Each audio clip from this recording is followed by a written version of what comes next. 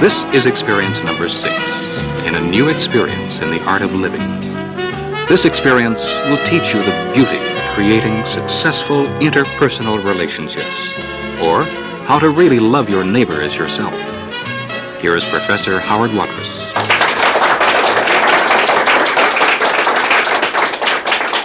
The first actual breakdown that we're going to go into tonight on the affectional field diagram is a division of the people into 5 groups. When you look in your manual, you'll be able to actually see a complete chart of the population dissected.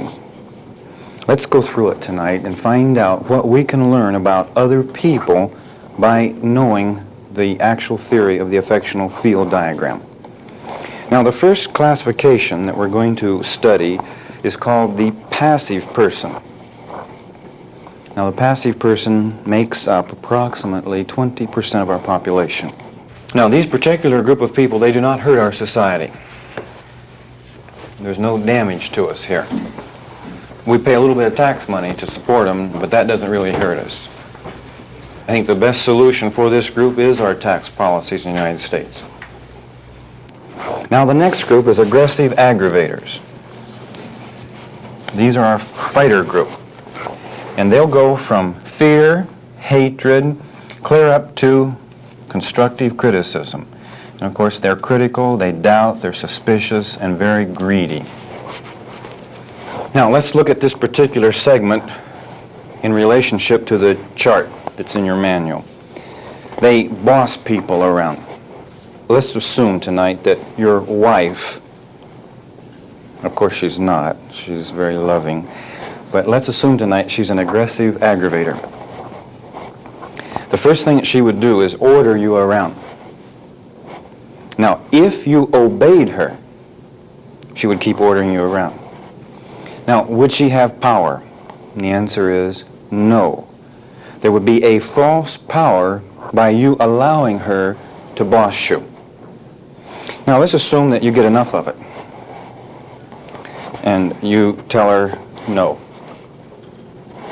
I'm not taking the garbage out tonight. Then she realizes her power is not there. So then she threatens you.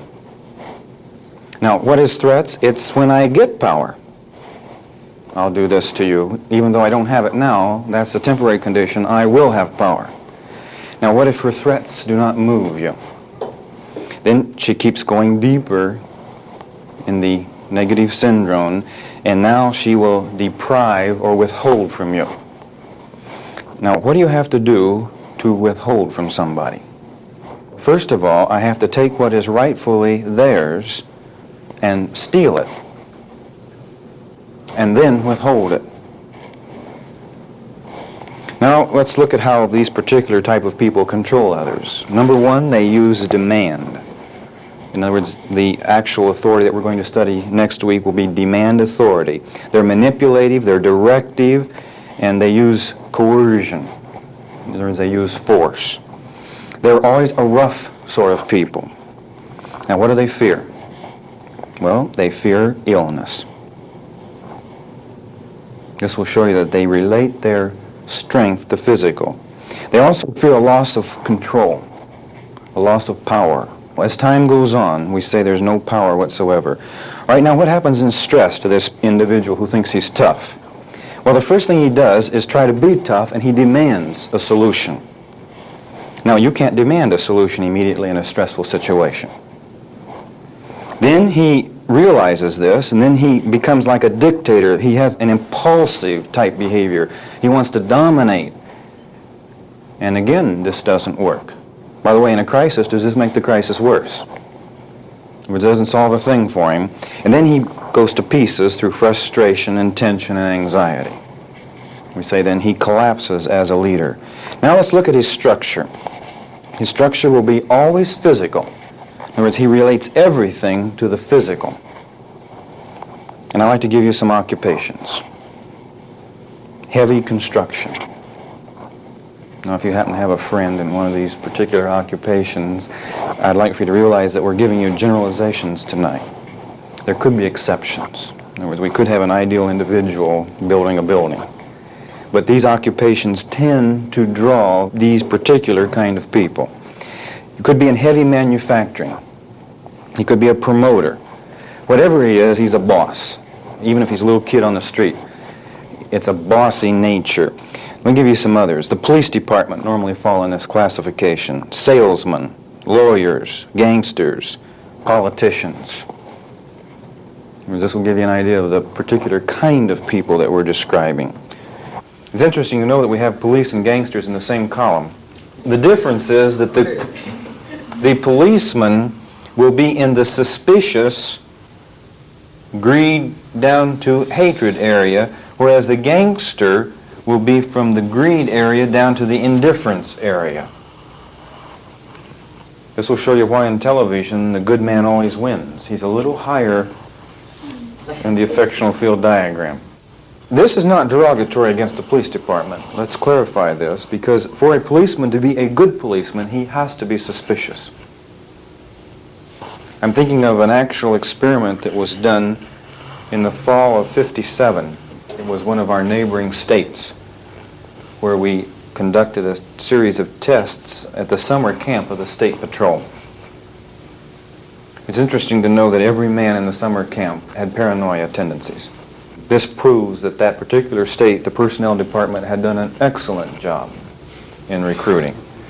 In other words, for a policeman to be a good policeman, he has to be able to go up the same alley for the past 5 years where there's been no trouble, put his flashlight in every window and every door, believing in that very window what's going to happen that moment.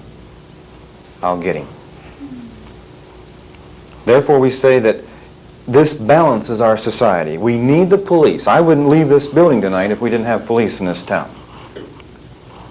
We need the police because we have the criminal segment, and the two balance each other out. But does this affect the 5%? Not at all. It's interesting also to know that even though the police are in this particular column of the fighter group, the police chief is not. If the police chief should be in this group, you find that we have greed here. Have you ever heard of a police chief connected with graft? Normally, our police chief should be in the top, in the management area. In other words, a police chief is a manager, and he should be in the top 3 A's as an ideal individual. This is interesting because the ideal individual has people who are fighters to do fighter work. The same thing's true in the Army. If we had an aggressive aggravator on the line, would he be a good fighter? But would we want the general to be that way? No, the general has to be a fearless person in the top 5%. All right, let's move to the next area, and they're going to fall above and below the rational line. And we're going to call these people rational realists. They're a loner type person. Now let's go back to what they think of the world. They believe in debate, logic, argument, facts, information, and it's interesting too, they're the only open-minded people. And there's something that always goes with being open-minded on both ends, and that's pride. I've had people in groups that I have spoken to were so proud that they were a rational realist that they had to tell the whole group before the seminar was over. In other words, they just blurted it out. I'm a rational realist and I'm proud of it. By the way, the first 2 groups of people normally keep it a secret. They don't want anybody to know that they are this particular type of people. Now let's look at this proud individual. His method of controlling you is what we call informational authority. And again, these terms will mean more to you when we reach the seminar following. They use a regulative type of behavior. In other words, the rules, the regulations, according to Hoyle. And their emotions, you can see on the line of intensity, at the 0 point, they never veer very far, either negatively or positively. In other words, they hate emotions. They fear emotions. Now, let's go into what I call the basic fears of the rational being. He fears involvement. He doesn't want much to do with you. Very seldom will they like to go in debt. In other words, they believe in paying cash. And if you do get them to sign a contract, they'll make sure that the payments, maybe not even on time, maybe ahead of time, because they don't want any obligation to anyone else. They always fear anything that relates to ambiguity. In other words, it's got to be clear-cut. 1 plus 1 is 2. Now, what happens if 1 plus 1 is 3? Which it is, by the way, most of the time. And since it is, do they live in a frustrated world? Very frustrated. They also fear affection. They don't want you to give them gifts, or at least make sure they're not very expensive, and avoid all types of obligation. Under stress, what happens to this particular person? Well, he withdraws, but not like the passive person. The passive person, his withdrawal is psychological. The rational realist, his withdrawal is physical. Now let's look at the difference. I would think that part of our policy of our government should be that we should require all of our scientists to marry neurotic women. They would come home on Friday night and she would put up a fuss. And then this would be stress to them, and then they would retreat. What did we say that they would do? Physical withdrawal. Now, where would they spend the weekend? Back in the lab.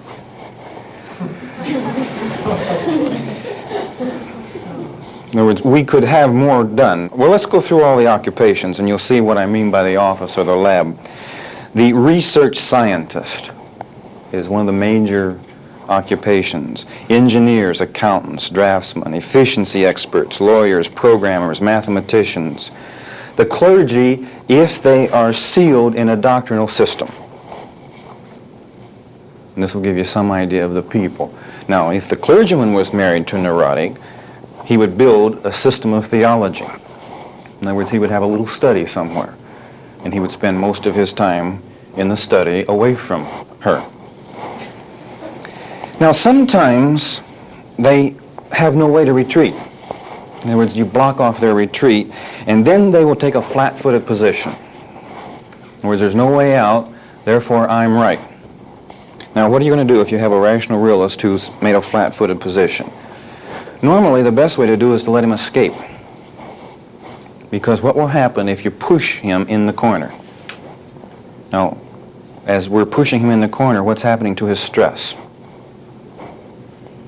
It's increasing, which will do what? Push him further down in the negative syndrome. And if a rational realist is from acknowledgement down to doubt already, and you push him under stress past doubt, it will not be long till you have him down to hatred. If he doesn't fight at hatred, by the time you have him pushed to fear, he'll fight. Now, you don't want to fight with a rational realist. And the reason for that is he is not skilled in fighting. And he doesn't know the techniques of fighting, and therefore does he understand the rules of the game. And we say he will not fight fair. Now, contrast this with the aggressive aggravator. He fights fair. He looks over and he finds out what weapons you have, and he matches your weapons. The rational realist is pushed into a new area, the one he is not familiar with, and he doesn't fight fair. That's because they cannot predict the warfare that they're going to have. So this is what happens to our rational realist. Let's look at his goals. Perfection, exactness, expert. And this is what he has to have. And I think this is his glory. I can give you two quick illustrations. Go back to in school when you were working in mathematics. Remember when you solved an algebra problem? Do you remember that good feeling that came over you? In other words, it's done. Is it perfect? Watch an accountant draw double lines. He could care less whether the company lost money or not, because when he draws those double lines, he's got a gleam in his eye. Sometimes they'll smile. What's so thrilling about drawing a double line? In the accountant's world, where else can he find perfection? In other words, this side adds up to this figure, and this side adds up to this figure, and these two figures are alike. Does this have anything to do with the prosperity of the business? I want to show you this is not related to productivity. This only means what? In his own little world, he's been able to add two columns up and get the same answer. And he hasn't made a mistake in transferring figures. But not to him. To him is it his whole world. And is his world perfect? Let's contrast a rational realist to an ideal individual, which we're going to spend most of our time on. This is a conference table. The rational realist walks in to sit down. Is he serious? Yes. This is a grave occasion. Now, let's look at his preparation. How long has he prepared? He's got the budget for the next year. It's perfect. Couldn't be changed. He spent 3 months on it. He lays it on the table. And by the way, you watch him, he handles his papers as if it was the Bible. Delicately lays them there, and everything's neat and exacting. All right, the ideal individual who's the president, he walks in. How does he come in? Slap happy, laughing, cut up, carefree. How much preparation? None. Why should you prepare for a conference when the variables are infinity? What could come up in the conference? Anything under the sun. The very fact that the executive is there is his preparation. His personage is his preparation. Now, as the executive begins to go through the figures and looks at the budget, he smiles. His humor is in the fact that this is an intricate budget, but it has been prepared without reference to people. Because does the rational realist know there are people? He hasn't met anybody yet. In other words, he's living alone. And I'll show you a little bit what I mean by living alone. He doesn't know that there are people. The executive knows right away this budget will never work. He also knows this is a good accountant. He wants to keep him. So he begins to prepare a road. And he paves it with rose petals. And then when he has the road fully prepared, we call this letting him save face. He congratulates him. By the way, he tells him he's great even though he knows he's wrong. And finally, the rational realist realizes that it's not going to work and there's my way out and I better do it quick before anyone else at this conference knows it besides me and the president. So he makes his escape. And there he is sitting over here. He's escaped. And the president turns around, congratulates him again on such a good budget for what the other members think he's congratulating. But the president really is congratulating him on what? You're smart enough to move when I gave you a way out. And we call that diplomacy. Letting somebody else be wrong without exposing them. Now, let's look at the president if he were not an ideal individual, but he were an aggressive aggravator, a fighter. He comes in, he looks at the budget, he says, it won't work. That machine won't last that long. I know equipment. Then he gets a gleam in his eye, but it's a different kind of a gleam than the ideal individual has. Watch it real close. I've got him. He even takes the figures away from him so that he can't change them. The evidence is here. Now, when he gets him in the corner, he nails him. Is there any way out? Now, what did I say would happen to the rational realist if you corner him? He goes into stress. He begins to fight. Now it's about time for lunch. And they realize that there's going to be some changes made in the budget. Let's look at the ideal individual. He turns around to the accountant and he says, now how long will it take you to make these changes? This rational realist, who's identical to the other rational realist, he says, I think that if I leave 15 minutes before lunch, that 15 minutes after 1, I'll have them all done for you. Now, is he sacrificing for the president? No lunch today. All right, now let's go back to aggressive aggravator. He hasn't fired him yet. He's getting ready to make a bigger example of him. But he still needs the same set of figures as in the other illustration. He turns around and he says, how long would it take you to have these figures? A lot of figures there. I don't see how my entire staff could have it done before a month. Now, you think I've exaggerated? Not one bit. By the way, he doesn't get a chance, because before the afternoon's over, what happens between an aggressive aggravator and a rational realist? Well, if we have a war, one wins. Obviously, the president wins. He fires the rational realist. Does he have a victory? No. When he puts an ad in the paper to replace him, 75% of the people who apply for that ad are what? Rational realists. Who does the best job on books? Who does the best job to keep everything in our country straight, make our bridges so they don't collapse? Rational realists. Do we need them? I think the way to explain this is, here's a boy going to college. He's a rational realist. Therefore, he finds security or safety in accounting. He takes accounting. A buddy of his does the same thing. But it so happens that his buddy falls in love with a lovely girl. And she believes in loving. So she shows him that acknowledgement is not really a sin. And after about 5 years, she's done what? She's brought him up through the 7 A's. And he's lost his fear of people and of relationships. The other gentleman, after he graduated from college, he's a bachelor. And he still believes that, boy, once I go past acknowledgement, I'm lost. Now a promotion comes. When they ask the one man, would you like a promotion? Oh, I hate responsibility. I love figures. I can control them. I can make them do what I want. He turns the promotion down. But what about the man that married the beautiful girl? I'm bored with figures. I've had enough of figures. I would love the promotion. It's amazing to me how many presidents of companies have been accountants or engineers. Now we say this immediately proves what? Is their growth. In other words, we say that rational realists can actually grow into administrative assistants and eventually into ideal individuals. All right, let's go to the next group.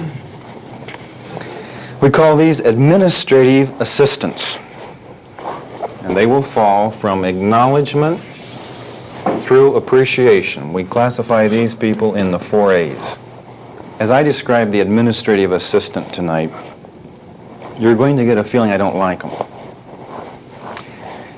You're going to have a feeling that they are sort of a namby-pamby type of people.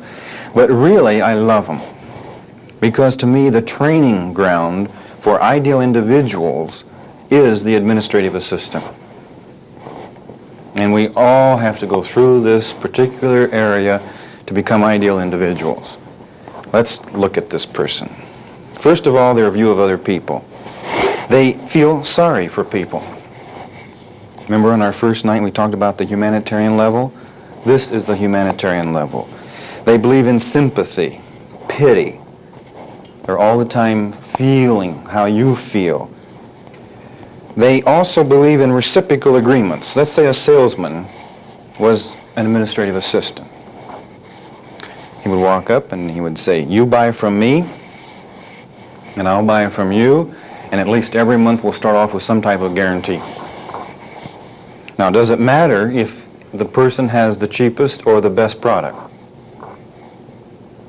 It doesn't even matter whether you need it or not. In other words, we say he believes that we must work together or we'll all die. And you can see this stems from insecurity. Basically, he is a person of insecurity. Now, he believes if he takes you out for dinner as a salesman, that after you have eaten the last bite and he's paid for it, are you in debt? Now, if he were an ideal individual, all you'd have to do is say thank you and you're out of debt. But by being this assistant type person, There's only one way you can get out of debt, and that's to sign the order. And a good administrative assistant will have the order blank at the table. When you take your last bite, he shoves it over with a pen as if there's no other alternative but sign it. In other words, this is the way we do business. The ideal individual takes people out for dinner, but his purpose is to learn about them. In other words, he wants to understand them, and this gives him a relaxed time to talk. And are you obligated after you have eaten if you have been invited to dinner by an ideal individual? No. In other words, the friendship alone suffices to end the obligation. Now, this particular individual, when he wants to close the sale, he uses emotional coercion. He tells you that everybody in the office has won the trip to Hawaii but me over the past 10 years. He says, one more sale, and I can go. I missed it 3 years this way. Would you help me out? The person says, well, I did intend to buy your product, and it's scheduled to come into my budget 6 months from now. Well, please. The person, by the way, he's probably another affectionate assistant. He says, I know how you feel. And he signs. Now, while this salesman's looking at the grass skirts, this customer's trying to figure out how to pay for it. What happens to the pity? The sympathy kind of turns around backwards. Do you get referrals by using this particular approach? No. Now, this particular group of people, we say they believe in what we call the confidence level. I can illustrate this very plain. Let's assume tonight your wife's a passive person. And let's assume that you left work at 4:30. Dinner was waiting for you at 5:15. And you never showed up till 2 a.m. Nor did you phone. You've got the setting? All right, now in the passive person, it won't make a bit of difference anyway. Because she'll be on some type of narcotics, and she'll be sleeping, and she'll never know when you came home. All right, but she's closed-minded anyway. All right, now let's look at the fighter wife. You walk through the door, before you've said boo, you're hit with a rolling pin. Because the fighter believes that you are guilty before proven innocent. Now, with the fighter, I think the thing I would do is go to bed. Because nobody can hit anybody when they're sleeping. Will it do you any good to fight? No, you'll lose. All right, let's move on up the ladder. Let's assume that she's a rational realist. I like to believe a rational realist is so practical that she sets the alarm so she can be sure to have sufficient sleep so she can be fresh for the battle. Now, if your wife's a rational realist, you should come home, and the minute you open the door, you should start talking, and you shouldn't stop talking until you've told everything. And should it be the truth? Yes, because you never fool a rational realist, because they methodically dig through it over and over and over, and if there's a fallacy, well, they know. They will know, and then will you be in worse trouble? Because every time they find a fallacy in your story, that's Exhibit A.